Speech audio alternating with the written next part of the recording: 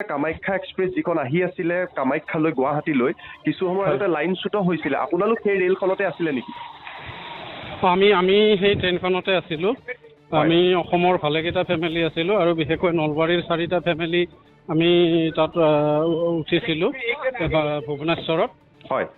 তাৰপিছত আহি ভুৱনেশ্বৰৰ পৰা 50 কিলোমিটাৰমান আহি মংগলী নামৰ এটা ষ্টেচন আছে। মংগলী ষ্টেচন নাপাওঁতে ট্ৰেকৰ পৰা প্ৰায় 5-6টা ডবা ট্ৰেকৰ পৰা নামি চকা নামি মানে প্ৰায় ধৰক 20 মিনিট এনেকৈ শিলৰ ওপৰেদি চলাই মানে কথমপি ৰক্ষা পৰে ট্ৰেইনখন, থিয় হৈ থাকে ট্ৰেইনখন, বাগৰি নপৰিল সৌভাগ্যক্ৰমে। তাৰপিছত সেই দুৰ্ঘটনাত এজন থিতাতে নিহত হৈছে আৰু কেইবাজনো আহত হৈছে। 2এজনে জঁপিয়াইছিলে, এই জঁপিয়াওঁতে ভালেকেইজন আঘাতপ্ৰাপ্ত হৈছে আৰু এজন থিতাতে নিহত হৈছে। নিহতজন ক'ৰ অৱশ্যে সেই সম্পৰ্কে আমাৰ কোনো তথ্য নাই। হয়, আপোনালোক যিহেতু কৈছে যে নলবাৰীৰ প্ৰায় 4-5টা পৰিয়াল আছিলে, অসমৰ যথেষ্ট যাত্ৰী আছিলে, আপোনালোক ভালে কুশলে আছেনে এতিয়ালৈকে? আমি ভালে কুশলে আছোঁ। আমাৰ লগত আমাৰ ফেমিলি আছিলে আৰু আপোনাৰ সৰু ল'ৰা ছোৱালীও আছিলে, মোৰ ছোৱালীজনীও আছিলে।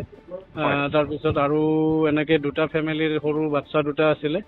তাৰপিছত তিনিওটাৰে একো নাই হোৱা, অলপ ভয় খাইছে, এজন মূৰ্ছা গৈছিলে মানে নলবাৰীত।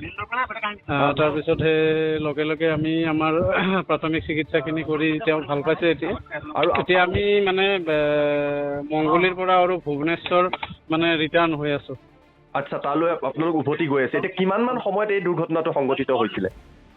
ধৰক মানে 12টাৰ লগে লগে হৈছে। 12 বজাৰ আশে পাশে দুৰ্ঘটনাটো হৈছিলে। আৰু এতিয়া আপোনালোকক তাত আপোনালোক ভুৱনেশ্বৰলৈ লৈ গৈছে, কিবা ব্যৱস্থা কৰিছে নে ৰেলৱে ডিপাৰ্টমেণ্টে? ৰেলৱে ডিপাৰ্টমেণ্টে একো ব্যৱস্থা কৰা নাই, কেৱল শীৰ্ষ বিষয়াসকল আহি ঘটনাস্থলীত উপস্থিত হৈছে, ৰেলৱে আৰক্ষী উপস্থিত হৈছে। তাৰপিছত ট্ৰিটমেণ্টখিনি আৰম্ভ কৰিছে আৰু ইতিমধ্যে মানে তাৰ তদন্ত ৰেল বিভাগে আৰম্ভ কৰিছে। আৰু কিদৰে আপোনালোক পুনৰ গুৱাহাটীলৈ আহিব বা কামাখ্যা আহিললৈ আহিব, এই কথা কিবা জনাইছে ৰেলৱে? আমি এতিয়ালৈ একো ভবা নাই। ট্ৰেইনৰ বিষয়াক আমি সুধিলোঁ, মানে বহু সময় লাগিব বুলি কৈছে। ইফালে খুব গৰম ভুৱনেশ্বৰত, উৰিষ্যাত গৰমৰ কাৰণে আমি ভুৱনেশ্বৰলৈ বেক হৈছোঁ। সেইখিনিয়ে। হয়, ধন্যবাদ জনাইছোঁ। ভালে কুশলে থাকক আৰু কিবা যদি সহযোগ লগা হয় আমি অসম চৰকাৰলৈ কথাখিনি লৈ যোৱাৰ চেষ্টা কৰিম, যিহেতু অসমৰ যথেষ্ট সংখ্যক যাত্ৰী আছে বুলি জানিব পৰা গৈছে। হয় হয় হয়, থেংক ইউ। কামাখ্যা এক্সপ্ৰেছ যিখন আহি আছিলে কামাখ্যালৈ গুৱাহাটীলৈ কিছু সময় আগতে লাইনচ্যুত হৈছিলে, আপোনালোক সেই ৰেলখনতে আছিলে নেকি? আমি সেই ট্ৰেইনখনতে আছিলোঁ। আমি অসমৰ ভালেকেইটা ফেমিলি আছিলোঁ আৰু বিশেষকৈ নলবাৰীৰ 4টা ফেমিলি আমি তাত উঠিছিলোঁ ভুৱনেশ্বৰত। হয়। তাৰপিছত আহি ভুৱনেশ্বৰৰ পৰা 50 কিলোমিটাৰমান আহি মংগলী নামৰ এটা ষ্টেচন আছে। মংগলী ষ্টেচন নাপাওঁতে ট্ৰেকৰ পৰা প্ৰায় 5-6টা ডবা ট্ৰেকৰ পৰা নামি চকা নামি মানে প্ৰায় ধৰক 20 মিনিট এনেকৈ শিলৰ ওপৰেদি চলাই মানে কথমপি ৰক্ষা পৰে ট্ৰেইনখন, থিয় হৈ থাকে ট্ৰেইনখন, বাগৰি নপৰিল সৌভাগ্যক্ৰমে। তাৰপিছত সেই দুৰ্ঘটনাত এজন থিতাতে নিহত হৈছে আৰু কেইবাজনো আহত হৈছে। 2এজনে জঁপিয়াইছিলে, এই জঁপিয়াওঁতে ভালেকেইজন আঘাতপ্ৰাপ্ত হৈছে আৰু এজন থিতাতে নিহত হৈছে। নিহতজন ক'ৰ অৱশ্যে সেই সম্পৰ্কে আমাৰ কোনো তথ্য নাই। হয়, আপোনালোক যিহেতু কৈছে যে নলবাৰীৰ প্ৰায় 4-5টা পৰিয়াল আছিলে, অসমৰ যথেষ্ট যাত্ৰী আছিলে, আপোনালোক ভালে কুশলে আছেনে এতিয়ালৈকে?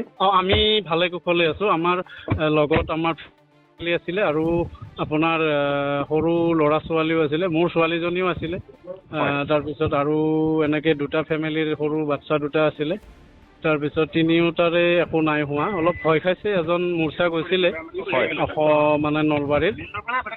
তাৰপিছত সেই লগে লগে আমি আমাৰ প্ৰাথমিক চিকিৎসাখিনি কৰি তেওঁ ভাল পাইছে এতিয়া। আৰু এতিয়া আমি মানে মংগলীৰ পৰা আৰু ভুৱনেশ্বৰ মানে ৰিটাৰ্ণ হৈ আছোঁ।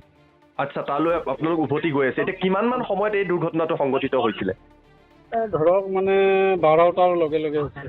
12 বজাৰ আশে পাশে দুৰ্ঘটনাটো হৈছিলে হয় হয় হয় আৰু হয় হয় এতিয়া আপোনালোকক তাত আপোনালোক ভুৱনেশ্বৰলৈ লৈ গৈছে কিবা ব্যৱস্থা কৰিছেনে ৰেলৱে ডিপাৰ্টমেণ্টে আপোনাৰ যাত্ৰীসকলক ৰেলৱে ডিপাৰ্টমেণ্টে একো ব্যৱস্থা কৰা নাই কেৱল শীৰ্ষ বিষয়াসকল আহি ঘটনাস্থলীত উপস্থিত হৈছে সেই ৰেলৱে আৰক্ষী উপস্থিত হৈছে তাৰপিছত ট্ৰিটমেণ্টখিনি আৰম্ভ কৰিছে আৰু ইতিমধ্যে মানে তাৰ তদন্ত ৰেল বিভাগে আৰম্ভ কৰিছে আৰু কিদৰে আপোনালোক পুনৰ গুৱাহাটীলৈ আহিব বা কামাখ্যা আহিললৈ আহিব এই কথা কিবা জনাইছে ৰেলৱে আমি এতিয়ালৈ একো ভবা নাই ট্ৰেইনৰ বিষয়াক আমি সুধিলোঁ মানে বহু সময় লাগিব বুলি কৈছে ইফালে খুব গৰম ভুৱনেশ্বৰত উৰিষ্যাত গৰমৰ কাৰণে আমি ভুৱনেশ্বৰলৈ বেক হৈছোঁ সেইখিনিয়ে হয় ধন্যবাদ জনাইছোঁ ভালে কুশলে থাকক আৰু কিবা যদি সহযোগ লগা হয় আমি অসম চৰকাৰলৈ কথাখিনি লৈ যোৱাৰ চেষ্টা কৰিম যিহেতু অসমৰ যথেষ্ট সংখ্যক যাত্ৰী আছে বুলি জানিব পৰা গৈছে হয় হয় হয় থেংক ইউ